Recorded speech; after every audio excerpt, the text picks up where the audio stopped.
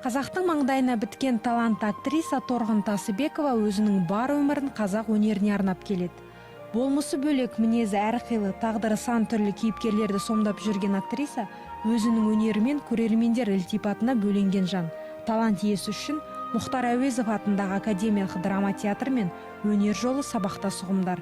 Осы театрда, осы қара шаңырақта менің жұмыс істегеніме 57 жыл болды. Енді түсінікті ғой.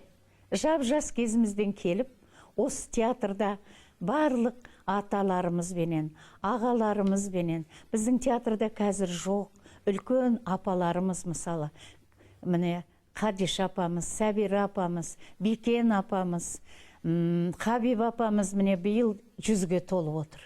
Міне үлкен мереке. Рөлдердің үлкен кішісі болмайды. Бүгінге дейін актриса 100-ге жуық әйел рөлін сомдаған. Бірақ сол рөлдердің арасында жанына жақыны «Ана жер ана» қойылымындағы Алиманың рөлі дейді актриса. Алиман рөлімен мен танылдым ғой.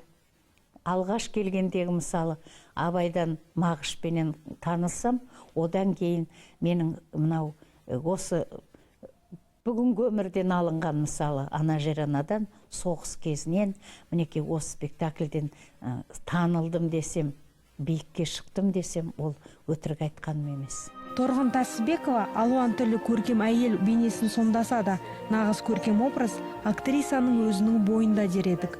Өнер саласында шеберлігімен ғана емес, өзінің сұлулығымен көрерменді тәнті еткен өнер иесі барша нәзік жандарды тамаша өлең шумақтарымен құттықтады. Гүлдей болсын өміріңіз, нұрға толсын көңіліңіз. Биік боп жұлдызыңыз, көктемде құлпырыңыз.